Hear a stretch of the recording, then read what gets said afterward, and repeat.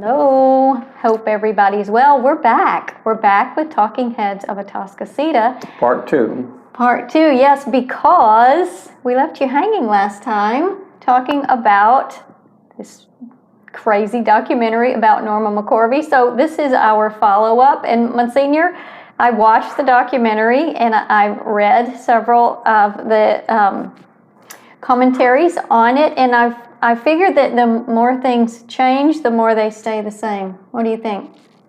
What do you mean? What do you Well, mean? I mean, Planned Parenthood and the abortion lobby lied a lot in order to get Roe passed, in order to change the law. And you know what? It turns out with this movie, they lied a lot. And the narrative has kind of boiled down to the fact that they're saying Norma McCorvey, aka Jane Roe, said she was paid to become an anti-abortion crusader. And this is from Live Action. Your girl, Lila Rose, is on it. Lila Rose has on her website, liveaction.org, the ties between the producers of this movie and guess who? Who? The abortion giant, Planned Parenthood, of course. Oh. I know. So Father Pavone also. So yeah, check out Lila Rose's Live Action and check out Father Pavone. Is so good. He just listed 5 statements after having watched the documentary, and so I said the narrative now is that Norma McCorvey, aka Jane Roe, said she was paid to become an anti-abortion crusader. And so Father Pavone's first statement, his number 1 is, Norma at no time says that she thinks abortion is right or that Roe v. Wade is right. And they feature, so this is the irony in the documentary, they feature at 3710, for those of you who want to watch the documentary or who are going to watch the documentary, they feature that actual press conference with Gloria Allred. Can you remember that? Where Gloria Allred kind of introduces her to the world, and Norma McCorvey had just documented already in this book that the day before that press conference occurred, it's on page 23, by the way, in this book. The day before that press conference, Norma McCorvey told Gloria Allred that she thought abortion was wrong, and it's detailed in the book. So even before, when Norma McCorvey came out as an abortion crusader, to use their language, she didn't support abortion. She thought abortion was wrong. In the documentary, Norma says, and I did watch this, at 102 in the documentary, Norma says, if a woman wants to get an abortion, it's no skin off my ass. So, and that is supposed to be her ringing endorsement of abortion, which it isn't. And go and look in One by Love too, in chapter 18, she describes, hear that thunder? Oh my goodness. In chapter 18 in One by Love, Norma talks about choice. So when she made that comment in the documentary, she said, it's no skin off my ass. That's why it's called choice. Well, chapter 18 in One by Love is all about choice. And she cites the scripture in the Bible and this is how Flip Benham kind of gave her, caught her ear, because he said, God is pro-choice. He gives us a choice, but he tells us which choice to make, right? And so an entire chapter of her book is dedicated to choice. And she urges the reader to make the right choice, which is the choice she made. Does that make sense? And that's true. That's just the first point. Number 2, and this is from Father Pavone, Norma at no time says her conversion was fake. In the documentary itself, at 45:50, Norma says of the pro-lifers, and this is featured in the documentary, she says, they loved me, of the pro-lifers, they nurtured me, they cared for me, they showed me what it's like to be a woman, what it's like to be a human being. And then, so that's at 45:50, and then immediately at 46:15, someone else named Charlotte Taft says that Norma's conversion was just a manipulation of the pro-life movement because that side offered her an opportunity to be good, an opportunity to be right. But Norma doesn't make that claim in the documentary, and the footage that they showed in the documentary contradicts that. So number 3 from Father Pavone, you can interrupt me at any time. I feel like I'm rambling. No, I'm interested. Number 3, Father Pavone says Norma at no time said she was paid to convert or that she received huge sums of money. Someone else says at 103 in the documentary, and this is Rob Schenk says she was on the payroll, so to speak. And he was with Operation Rescue at the time. So this is someone else. This is not Norma McCorvey saying this. She was on the payroll, so to speak. And that's at 103. And then at 105, he says that Norma complained about not getting enough money. And then his voice is laid over a tax return, not for Norma McCorvey, but for Row No More. And it shows the yearly totals at the bottom of that tax return, and his voice is laid over that, and he says, we cut her checks, a couple hundred here, a couple thousand there. And it's portrayed as if those yearly totals for the Roe v. Wade ministry were checks that they just randomly cut to Norma McCorvey.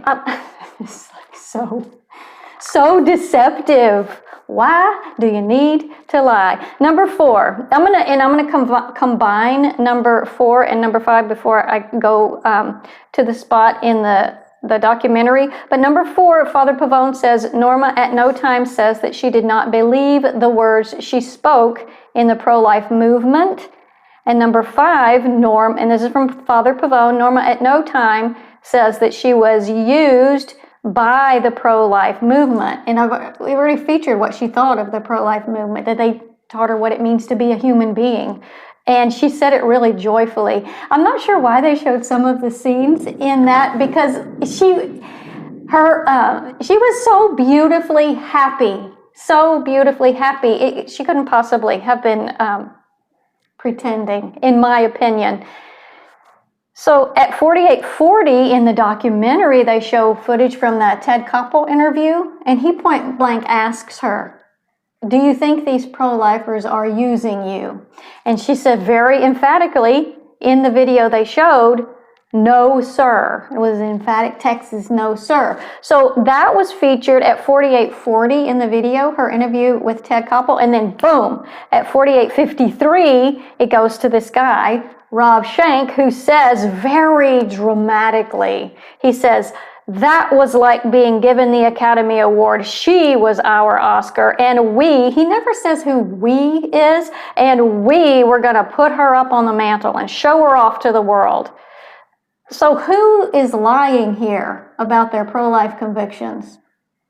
Who's doing that lying? And who the heck is we?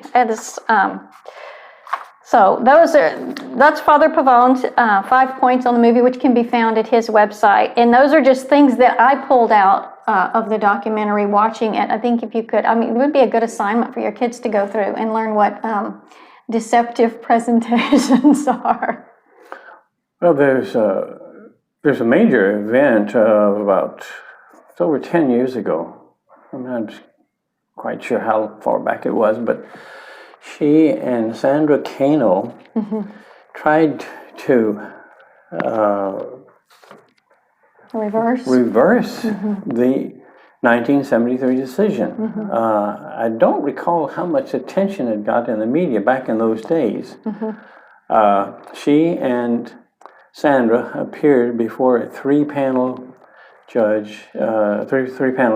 committee of judges of the Fifth Circuit Court of Appeals in Beaumont, and they wanted to start the process to reverse the 1973 decision. And I remember the argument that they were making was that it was decided on the wrong foundation. That the understanding at that time in 1973 was that abortion was good for women. And they said, in this interval since, we've discovered mountains of evidence. That's right. Mountains. That's right. And that was the argument they were making. It needed to be whatever the Supreme Court does, because the previous abortion is not decision good for was women, right? Based on an erroneous assumption, right? Which is something happened, as regards segregation in 1899. There was the Plessy versus Ferguson decision. It had to do with travel on trains. Trains in the southern part of the United States had segregated cars. In the north, they were not. There was a movie made when I was a teenager. It was called Pinky. Pinky. I'll look it up. Jean Crane. Was that her name, Jean? She was a wonderful actress. I don't know. She retired early. I think she had a bunch of kids, and she retired early. That's a good reason. She was a girl who, in the northern part of the country, was passing for white. Not passing, but when people saw her, they assumed that she was white. And so she was on this train coming south to visit her grandmother. And when they reached the Mason-Dixon line, she was forced to change coaches. Oh, okay. And it had a very strong effect upon me. I think I was 16 years old. And it raised some real questions about segregation in my mind as a 16-year-old boy. But it ruled, the Supreme Court in 1899 ruled that separate but equal was not what was constitutional. That's right. Then in 1954, in May of 1954, the Supreme Court, as regards segregation in schools, it ruled that there was no such thing as separate but equal. That implicitly underlying it was there's some people that are more equal than other people. Right. To quote Animal Farm. That's right. That's right. Yeah, and so it was the same idea with which Sandra and Jane McCorvey and Sandra Rowe approached that three-panel judge committee of judges in Beaumont. And the decision was 2-1.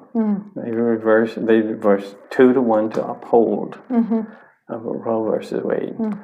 Now, if she had been faking it all these years, why did she do that? Why would she try to reverse? Why would she try to reverse the decision? Right. That's something I just cannot figure out. Just like not too long before she died, she called Abby Johnson. That's right. She sure did. They started comparing guilt. Abby, we talked about, she was responsible for what? 22,000. 22,000. The deaths of 22,000 unborn children. And Norma was talking about those millions upon millions upon millions. Now, if she'd been faking it all those years, why would she care? Why would she have called Abby? Her actions, they just were so contrary to this idea that is now being pushed a little time after her death. Yeah, her actions are profoundly in support of life. Yes. Profoundly. Yes. And as I talked about the last time I spoke with her was there on South Post Open. What was her name? Sarah Weddington. When Sarah Weddington was getting this award, from Planned Parenthood. She'd come down from Dallas to harass. Spit and fire. To harass. How do these actions of hers jive with what these people are maintaining? Right. Doesn't fit. It doesn't fit. But I was glad to hear her voice. Salty lady. Super salty lady. Okay, guys. So if you're brave enough, watch it. If not, it doesn't. It is what it is. Monsignor? Would you like to close us with a Fear not, blessing? little flock. It is pleased your Father to give you the kingdom. Thank you, Jesus. Thank you, Monsignor. Take You're good care, welcome. guys. We'll see you soon.